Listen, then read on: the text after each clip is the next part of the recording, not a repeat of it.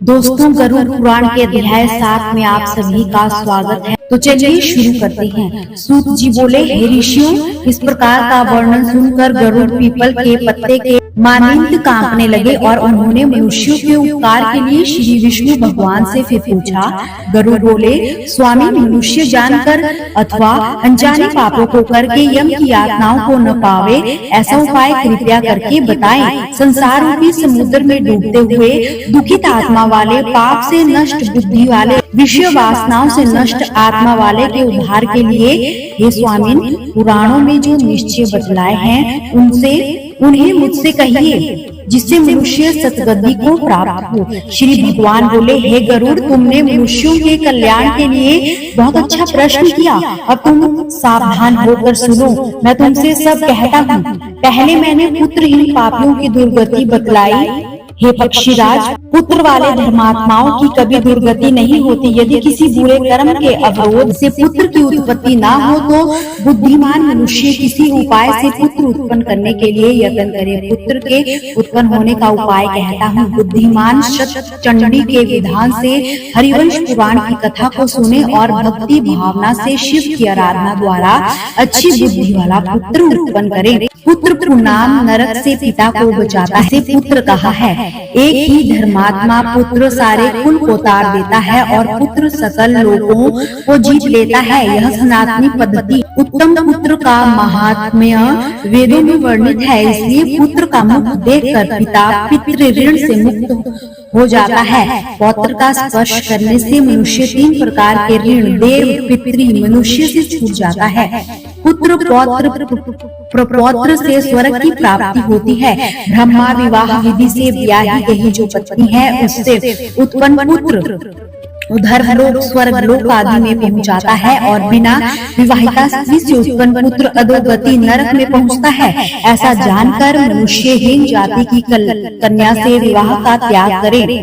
हे गरुड़, समान वर्ण स्त्रियों और स्वर्ण पतियों से जो औरस उत्पन्न होते हैं, वे ही श्राद्ध दान आदि से पितरों को स्वर्ग में पहुंचाते हैं। पुत्र द्वारा प्राप्त श्राद्ध से मनुष्य स्वर्ग जाता है। यही नहीं, अपितु प्रेत भी दूसरे के दिए श्राद्ध से स्वर्गलोक हो गया है। उस कथा को सुनो।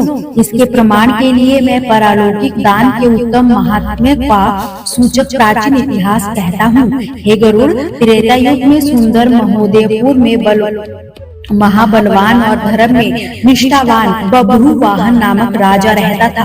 विधिवत यज्ञ करता, दान देने वाला, लक्ष्मीवान, ब्राह्मणों का भक्त, साधु का प्यारा और चरित्री आचार तथा गुणों से युक्त और दया तथा दाक्षिण्य से युक्त, धर्म से अपने औरस पुत्र के समान वह प्रजा का पालन करता था और दंड देने योग्य अपराधियों को दंड भी दिया करता था। वह राजा नित्य ही अपने धर्म से तत्पर रहता था। किसी समय महाबलवान वह राजा सेना सहित शिकार के लिए गया और नाना प्रकार के वृक्षों से युक्त एक घने वन में पहुंच गया। वह वन नाना प्रकार के मृगों से भरा हुआ था। पेड़ों पर नाना प्रकार के पक्षी कलरव कर रहे थे। राजा ने वन में दूर से एक ही मृग को देखा। तब उस राजा ने अति तीक्ष्ण और अति पुष्ट बाण से उस मृग को बेधा और वह मृग राजा के बाण को लेकर अदृश्य हो गया। रुधिर से गिरे स्थल को देखते हुए उस राजा ने उसका पीछा किया और उस प्रसंग से दूसरे वन में प्रवेश किया। भूख प्यास से सूखे कंठ वाले और श्रम के संताप से अर्धमूर्छित राजा ने एक जलाशय पर पहुंचकर घोड़े समेत ही स्नान किया। कमला आदि के गंध से सुगंधित शीतल जल पिया। बाद में उस बभ्रुवाहन नाम के राजा ने जल से बाहर आकर विश्राम किया। वहां उसने शीतल छाया वाले बड़ी बड़ी शाखाओं से अति विस्तृत और नाना प्रकार के पक्षियों के समूह से गुंजित मनोहर वटवृक्ष को देखा। सबसे अधिक ऊंचा होने के कारण वह वटवृक्ष उस जंगल की भारी पताका के समान प्रतीत हो रहा था। उसी के मूल के समीप पहुंचकर राजा थकानवश अर्धनिद्रित हो गया।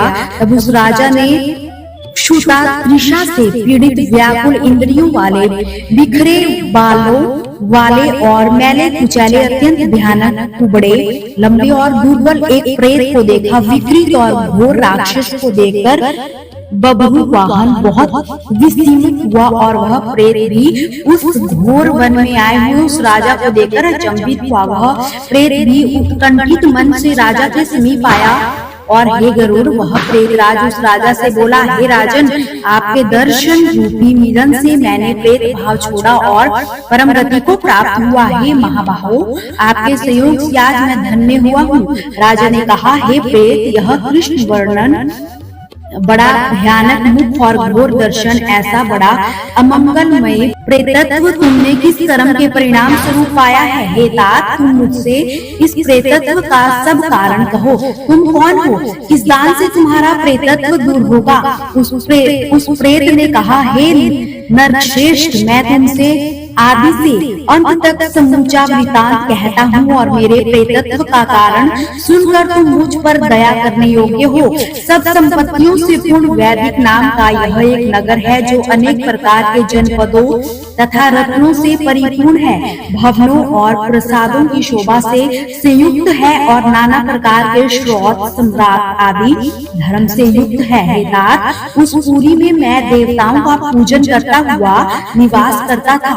मैं वैश्य जाति का हूँ, मेरा नाम सुदेव है। मैं हविष्यान से देवताओं को और कव्यान पिंडदान से पितरों को संतुष्ट करता था। विविध प्रकार के और दानों से मैंने ब्राह्मणों को संतुष्ट किया और दीन अंत तथा पंगु मनुष्य को मैं अनेक बार अन्न दिया। हे राजन, यह सब मेरा सुकर्म देवयोग से निष्फल हो गया, उसे मैं आपसे कहता हूँ। मेरी सनति, मित्र, बांधव, शुभ चिंतक आदि ऐसा कोई नहीं जो मेरे अधर्य दैहिक कर्म करे। हे महाराज, जिसका षोडश मासिक श्राद्ध नहीं होता, सैकड़ों श्राद्ध करने पर भी उसका प्रेतत्व नहीं जाता। हे राजन, तुम मेरे अधर्य दैहिक कर्म करके मेरा उद्धार करो। राजा, इस लोक में सब वर्णों को बंधु कहा जाता है, इससे हे राजेंद्र मुझे तारने का उपाय करें, जिससे मेरी सद्गति हो और मेरी प्रेत योनि छूट जाए। हे वीरराज, हे महाराज, जो मेरा हित करना चाहते हो तो आपको ऐसा करना चाहिए। भूख और प्यास आदि के दुखों के कारण प्रेतत्व मुझे बहुत ही दुस्सह हो रहा है। इस वन में सुंदर स्वादिष्ट फल है और शीतल जल है, फिर भी क्षुधा से पीड़ित मैं उन फलों को नहीं खा पाता हूँ और प्यासा होता हुआ भी शीतल जल को नहीं पी पाता हूँ। हे राजन, यदि मैं अधर्य दैहिक कर्म नारायण विधि से हो और उसके आगे की सब विधियों व वेद मंत्रों से पूरी हो जाए तो निश्चित ही मेरा प्रेतत्व नष्ट हो जाएगा, इसमें संशय नहीं है। वेद मंत्र, तप, दान तथा सब जीवों पर दया, उत्तम शास्त्र को सुनना, विष्णु भगवान की पूजा, सज्जनों की संगति, ये सब बातें प्रेत योनि के नाश के लिए होती है, यह मैंने सुना है। इसमें प्रेतत्व को नाश करने वाली विष्णु भगवान की पूजा को तुमसे कहता हूँ। न्याय से एकत्र किए हुए स्वर्ण को लेकर हे राजन एक नारायण की प्रतिमा बनवाए। उस प्रतिमा को 2 पीले वस्त्रों से आच्छादित और सब आभूषणों से सुशोभित कर और अनेक प्रकार के जलों से स्नान कराकर सिंहासन पर स्थापित करके पूजन कीजिए। उस स्वर्णमयी प्रतिमा के पूर्व भाग में श्रीधर, दक्षिण में मधुसूदन, पश्चिम में वामन देव और उत्तर में गदाधर को और मध्य में ब्रह्मा तथा महेश्वर देव को स्थापित कर गंध पुष्प आदि से विधि पूर्वक सब देवों का पृथक पृथक पूजन करे। तत्पश्चात उनकी प्रदक्षिणा करके अग्नि में देवताओं को तृप्त करके घी, दही और दूध में विश्व देवों को तृप्त करे। स्नान कर नारायण के आगे विधि पूर्वक अधर्य दैहिक क्रिया करे। क्रोध तथा लोभ से रहित होकर शास्त्र की रीति से अब श्राद्ध और वृषोत्सव करे। उसके पीछे ब्राह्मणों के लिए 13 पद दान करे और शय्या दान देकर प्रेत के लिए घट का दान करे। राजा बोले, हे प्रेत घट कैसे दान करे और किस विधि से इसका दान होगा? तुम सब जीवों पर दया करके प्रेत को मुक्ति देने वाले घट दान की विधि मुझसे कहो। प्रेत बोला, महाराज आप ध्यान से सुनिए, इस सुदृढ़ दान से प्रेतत्व नहीं होता।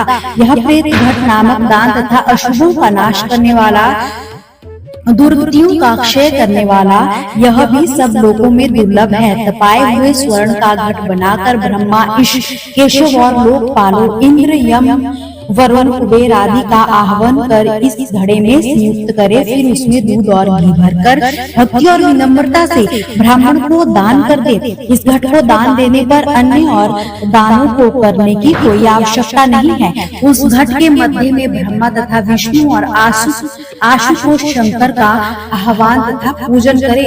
पूर्व आदि दिशाओं में और घट के कंठ में क्रम से लोकपालों का पूजन करे। हे राजन, धूप, फल और चंदन से विधि पूर्वक पूजन करके दूध और घी समेत उस स्वर्ण के घट को दान देना चाहिए। महापताकों का नाश करने वाले दानों में यह सबसे सर्वश्रेष्ठ दान है। इसलिए हे राजन, प्रेतत्व नष्ट करने के लिए मनुष्य को यह दान अवश्य करना चाहिए। श्री भगवान बोले, हे गरुड़, इस प्रेत के साथ जब राजा बात कर रहा था, उसी समय हाथी, घोड़ों तथा रथों से भरी हुई उस राजा की सेना भी उसे ढूंढती हुई वहां आ पहुंची। राजा की सेना के आ जाने पर राजा को महामणि देकर और नमस्कार कर पुनः प्रार्थना कर वह प्रेत अंत धारण हो गया। फिर उस वन से निकलकर राजा भी अपने नगर की तरफ चला गया और अपने पुर पर पहुंच गया। उसने प्रेत के कथनानुसार अधर्म दैहिक विधि से उस प्रेत के लिए सभी कर्म किए। उसके पुण्य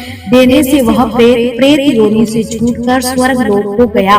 दूसरे के दिए दान और श्राद्ध से प्रेत भी उत्तम गति को प्राप्त हुआ। अतः यदि पुत्रों द्वारा किए गए श्राद्ध कर्म से पिता सदगति को प्राप्त होता है तो इसमें आश्चर्य की बात नहीं है।